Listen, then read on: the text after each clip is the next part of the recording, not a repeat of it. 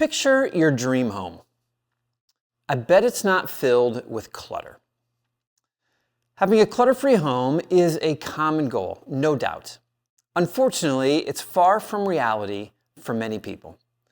Very few want to live life surrounded by clutter, yet so many of us do, surrounded constantly by things we don't need. Things that, instead of helping us fulfill our purpose, add stress to our daily lives and actually keep us from it. So how did we end up here? Well, it's important to realize that this happens not just because of the constant barrage of advertisements, the endless clamor of marketers, or even the pressure from society to own more, although those are all partial causes. Sometimes the root of the problem lies in the myths we hold about the things we own and what our possessions represent. So, to help, let's break down 9 common myths about clutter you need to let go of, and let's see if you find them helpful. Understanding why these beliefs aren't true or helpful can help us live more purposefully and in a clutter-free home. Myth number 1, I'm just a messy person. This belief makes us think that being messy is just who we are and that we can never change that. It's an excuse to not even try or to give up too early. But here's the thing, being organized is a skill that you can learn. Your predisposition doesn't have to be your future. By changing how we think and taking small steps, we can all create new habits. And whether our habits serve us or hamper us, they can always be changed. Everybody can find a pathway to owning less, including you. Myth number 2, but I need all my stuff. This myth comes from one of 2 places. Number 1, a scarcity mindset believing you'll never have enough, or number 2, misconceptions about how much we actually need. Regardless, the myth results in us holding on to everything as if it were all super important. But security and the feeling that you lived life well comes not from an abundance of possessions, but from living your best life to the best of your ability every day. When we learn to tell the difference, we can keep our homes filled with only the things that help us pursue our passions, and we become freed to look for security elsewhere. Myth number 3, all this stuff is making my life better. Perhaps this is the most common myth of them all. Buying more stuff will make me happier.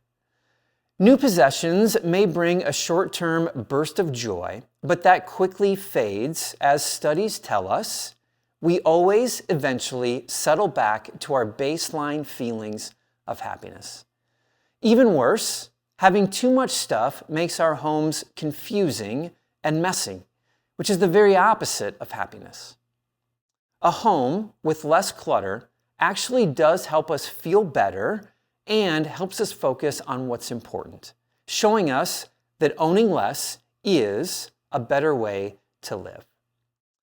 Myth number 4, my extra stuff isn't hurting anyone. If myth number 3 helps us understand why we accumulate so much in the first place, this myth defines why we continue to keep it. We often think to ourselves, sure, maybe my new purchase didn't bring long-term happiness and now it just sits on a shelf in the basement, but what's the harm with that?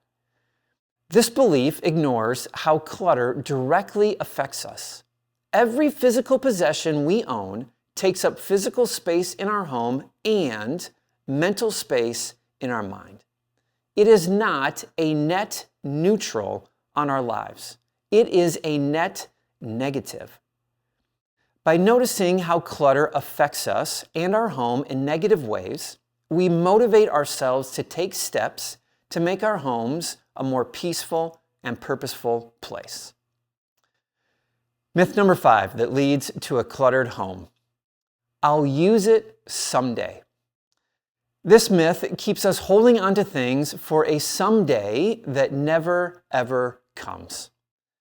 To help overcome this stubborn myth, consider this.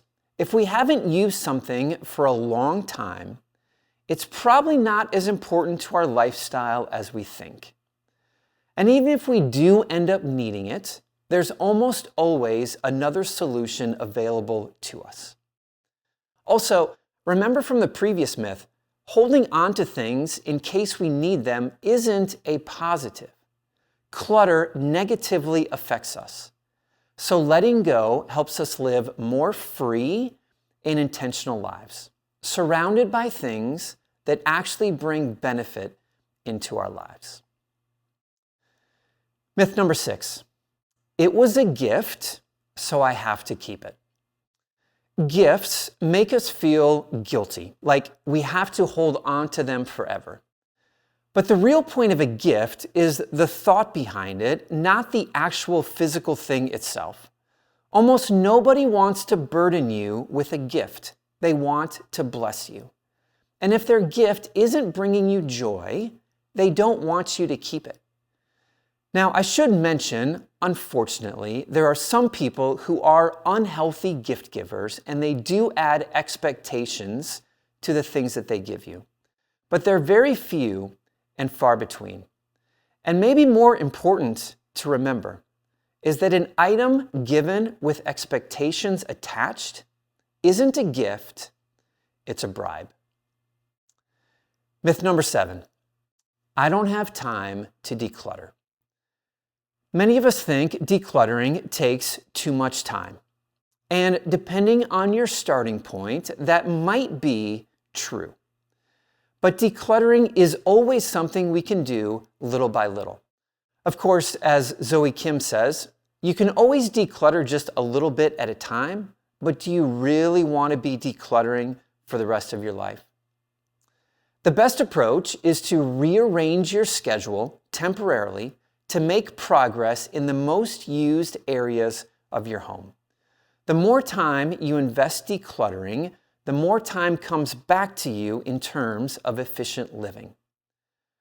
But even those of you with an immovable busy schedule can still make some progress. Myth number 8, my stuff is part of my identity. This myth makes us think our things show who we are.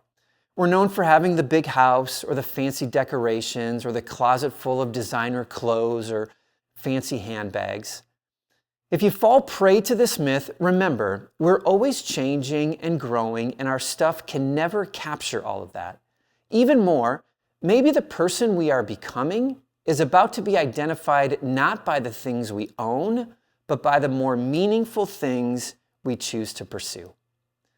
Letting go of things that don't fit who we are trying to become makes room for a new person to emerge. And finally, myth number 9, it's wasteful to get rid of it. Feeling guilty about waste can make us hold on to things that we don't need. But having clutter around isn't helpful to anyone, you or someone else. Giving things away, recycling, or selling them lets them be useful elsewhere, which is a much better way to avoid waste. And if we're holding on to things that quite frankly belong in the landfill, it might be helpful to remember that that item is going to end up there anyway. It's either going to happen now or later. It's always important to dive deep into the mindsets and the beliefs that have crafted the way we live our lives. This is especially true if we're surrounded by clutter in our home. By considering each of these 9 myths, we see that they don't really help us live better lives. They don't serve us. Even worse, they hold us back. And it's time to overcome any of them that we're holding on to.